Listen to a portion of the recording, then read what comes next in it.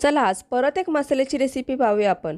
Hi friends, कल्पना's रेसिपीमध्ये पुन्हा एकदा तुमचं स्वागत आहे। महाराष्ट्रामध्ये प्रत्येकाच्या घरात गोडा मसाला बनवला जातो आणि त्याच मसाल्याची रेसिपी आज तुम्हाला मी दाखवणार आहे। अगदी सोप्या पद्धतीने हा मसाला कसा बनवायचा आहे तो मी तुम्हाला सांगणार आहे। आज मी तुम्हाला गोडा मसाला आणि काळा मसाला जरी एकसारखा दिसत असेल तर तो चवीमध्ये आणि त्याचा मसाल्याचं जे प्रमाण आहे प्रत्येकाचं ते खूपच वेगळं आहे। गोडा मसाल्यामध्ये जे मसाले वापरले जातात ते अगदी सौम्य असतात, म्हणजे कमी प्रमाणात असतात आणि काळ्या मसाल्यामध्ये तिखट पण असतो आणि थोडा गरम मसाल्याचं प्रमाण जास्त असतं। हा एवढाच फरक आहे। चला आता गोडा मसाल्यासाठी काय काय साहित्य लागते ते पाहूया। तर इथे तुम्ही बघू शकता हिरवेगार धने घेतलेले आहेत आणि हे गावठी धने आहेत। तर स्वच्छ मी साफ करून घेतलेले, यामध्ये काड्या कचरा काय असेल तो काढून घेतलेला आहे आणि हे पाव किलो आहेत। तर बाकीचे मसाले बघूया आपण। तर इथे मी काळे तीळ घेतलेले आहेत 50 ग्राम, सफेद तीळ 50 ग्राम, खसखस 50 ग्राम, जिरं 50 ग्राम आणि त्यानंतर 50 ग्राम सुकं खोबरं किसून घेतलेलं आहे। हे जे मसाले आहेत हे मसाले आपल्याला न तेल टाकता भाजून घ्यायचेत आणि छान खरपूस भाजून घ्यायचेत। तर आता आपण हे मसाले एका साईडला ठेवूया आणि दुसरे आता आपल्याला खडे मसाले काय लागतात ते पाहूया। तर इथे प्रत्येकी हे सगळे खडे मसाले ते 10-10 ग्राम मी घेतलेला आहे। तर स्टार फूल 10 ग्राम, दगडफूल 10 ग्राम, तेजपत्ता 10 ग्राम, जावेत्री 10 ग्राम, मसाला वेलची 10 ग्राम, मिरी 10 ग्राम, लवंगा 10 ग्राम, साहाजिरं 10 ग्राम, दालचिनी 10 ग्राम, केशर 10 ग्राम, त्रिफळा मी घेतलेला आहे। त्रिफळामधले बिया काढून घेतलेले आहे ते पण 10 ग्राम घेतलेले आणि 10 ग्राम हिंग। हे जे खडे मसाले आहेत ते आपल्याला तेल टाकून भाजून घ्यायचे। तर त्यासाठी मी 2 ते 3 चमचे तेल वापरणार आहे। तर कढई मी एका साईडला गरम करायला ठेवली आहे आणि यामध्ये पहिल्यांदा आपल्याला धने भाजून घ्यायचेत। धने हे मी मोठी कढई आहे म्हणून एकदम सगळे टाकलेले। तुमच्याकडे छोटी कढई असेल तर तुम्ही 2 बॅचमध्ये हे धने भाजू शकता। धने आपल्याला कढई तापल्यानंतर मीडियम गॅस करायचा आहे आणि मीडियम गॅसवरतीच आपल्याला धने छान खरपूस भाजून घ्यायचेत। ते चांगले लालसर झाले पाहिजे। तर बघू शकता मी कंटिन्यू मिक्स करत हे धने भाजून घेणार आहे आणि प्रत्येक जो मसाला आहे तो जरा पण करपला गेला नाही पाहिजे, कारण जर मसाले जे आपण खडे मसाले वापरतो, धने वापरतो, हे जर करपले तर जो आपण मसाला बनवणार आहे त्याची चव खूपच वेगळी येते। तर बघू शकता तुम्ही छानपैकी आपले धने भाजून झालेले आहेत। आता हे मी काढून घेणार एका साईडला आणि याच कढईमध्ये मी इथे बाकीचे जे न तेल टाकता मसाले जे आहेत ते भाजून घ्यायचेत आपल्याला। तर इथे जिरं टाकलेलं आहे, जिऱ्यानंतर सफेद तीळ, काळे तीळ, खसखस हे छानपैकी आपल्याला सगळे मिक्स करायचेत आणि खरपूस छान लालसर करून घ्यायचेत। तर हे मसाले जे आहेत, तीळ असू दे, काळे तीळ असू दे, जिरं असू दे, जिरं भाजल्यानंतर थोडासा सुवास चांगला सुटतो त्याचा। तीळ भाजले की चांगले फुलतात आणि ते तडतड वाजायला सुरुवात होतात। तर बघू शकता कढई आपली गरमच होती म्हणून जिऱ्याचा पण सुवास सुटलेला आहे, तीळ पण चांगले फुललेले आहेत आणि थोडेसे लालसर पण झाले आहे। तर हे एका साईडला मी काढून घेते आता। आणि आता साहाजिरंसुद्धा आपल्याला न तेल टाकता भाजून घ्यायचं आहे। तर हे टाकूया आता आणि कढई तर गरम आहे तर पटकन ते भाजले जातात। थोडेसे तडतड वाजायला लागले की आपल्याला काढून घ्यायचं आहे।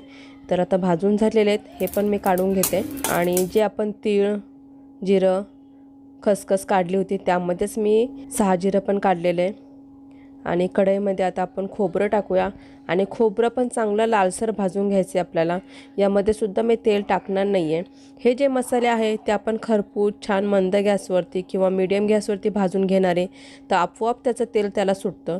तेल टाकायची पण गरज नाही आहे। इथे मी तुम्हाला सांगेन जे मसाल्यामध्ये तेल टाकायचे आपल्याला, ज्या खडे मसाल्यामध्ये आपल्याला तेल टाकायचं आहे तर ते सुद्धा आपण कमी प्रमाणात वापरणार आहे, कारण हे मसाले साठवणीचे असतात।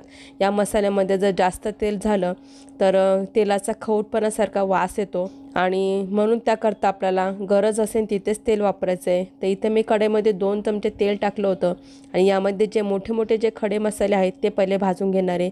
तर इथे मी मोठी वेलची टाकली आहे आणि ती थोडीशी तेलामध्ये मिक्स करून घेतली आहे। तर ती चांगली आता फुलली आहे आणि फुलल्यानंतर ती आपल्याला लगेच काढून घ्यायची आहे। जे खडे मसाले आपल्याला तेलात जरी तळायचे असेल तरी ते जास्त वेळ किंवा जास्त लालसर करून घ्यायचे नाही आहे। जेव्हा मसाला आपला चांगला परफेक्ट फ्राय होतो त्या टायमाला तो थोडासा फुलला जातो, त्याचा सुवास पण लगेच सुटतो. तर त्याच टायमाला आपल्याला हे मसाले काढून घ्यायचे, कारण जर तुम्ही जास्त वेळ फ्राय केले तर त्याचं ते तेल असतं तर ते करपून जातं आणि त्याची चव पण बिघडते. तर आता बघू शकता स्टार फुलसुद्धा तुम्हाला इथे फुललेले दिसतात आहे, तर ते सुद्धा मी लगेच काढून घेणार आहे. दालचिनीचे तुकडे करून घेते आणि ते सुद्धा तेलामध्ये चांगले फ्राय करून घ्यायचे. थोडंसं लालसर झाले का लगेच काढून घ्यायचे आपल्याला.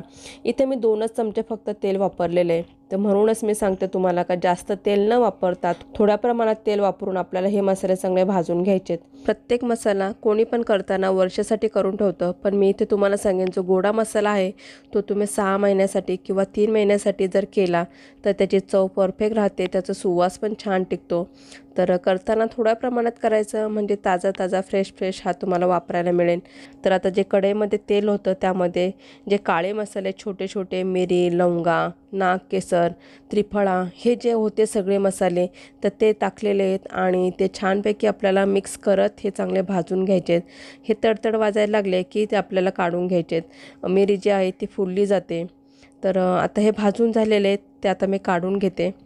तर बघू शकता गरम मसाले जे तेलामध्ये फ्राय केलेले आहेत ते एका साईडला मी काढून घेतलेले आहेत आणि थोडंसं तेल बाकी आहे तर त्यामध्ये हिंग टाकायचं आपल्याला. इथे मी खडा हिंग वापरलेला आहे, तुम्हाला पाहिजे तर तुम्ही पावडर पण वापरू शकता, पण जे मसाल्यामध्ये जे हिंग वापरतात तो खडा हिंगाची चव खूप छान येते. तर हा चांगला आपल्याला फ्राय करून घ्यायचा आहे. फ्राय केला की हा हिंग फुलला जातो, तो आतपर्यंत छान असा डिंकासारखा फुगला जातो. तर बघू शकता याचा कलर पण चेंज झालेला आहे. तर ह्याच तेलामध्ये जावेत्री आहे ती आपल्याला फ्राय करून घ्यायची आहे. जावेत्री टाकल्या लगेच तेलामध्ये त्याचा कलर चेंज होतो, बघू शकता तुम्ही. याचा कलर चेंज झाला की आपल्याला लगेच काढून घ्यायचं आहे. तर जावेत्री पण मी काढून घेते. तर ह्या तेलामध्ये अजून एक फक्त मी चमचा तेल टाकणार आहे आणि तेजपत्ता आणि दगडफूल जे राहिलेले आहेत फ्राय करायचं ते आता भाजून घ्यायचे आपल्याला. तर इथे दोन्ही मी एकत्र टाकलेले आहे आणि तेजपत्ताचे तुम्ही बारीक तुकडे केले तरी चालेल.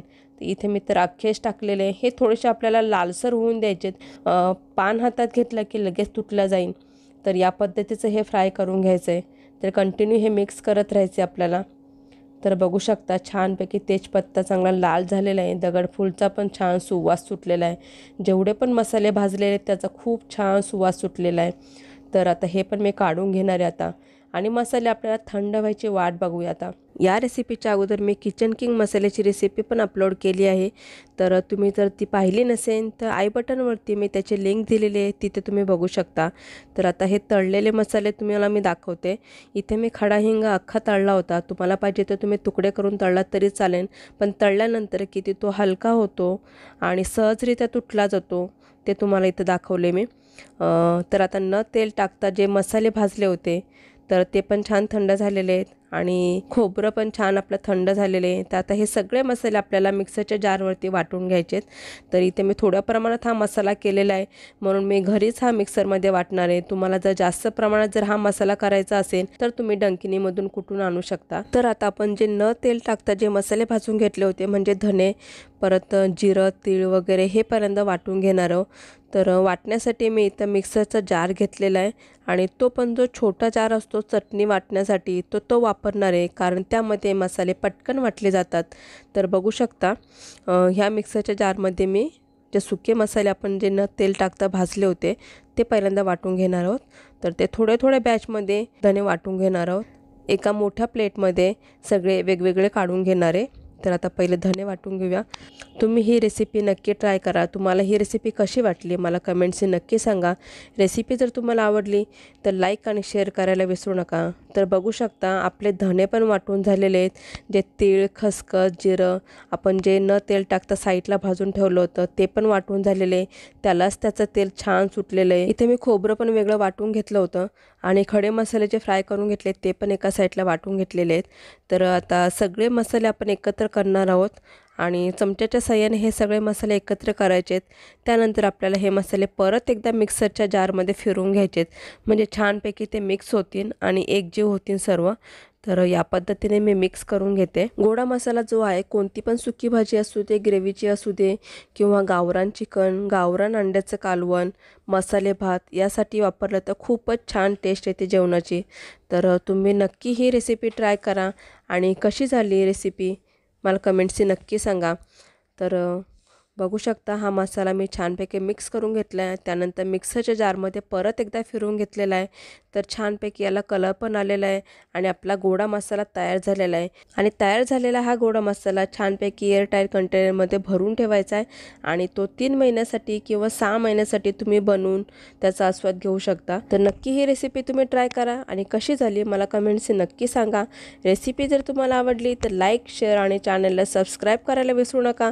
परत भेटूया अशीच एक नवीन रेसिपी घेऊन। थँक्यू।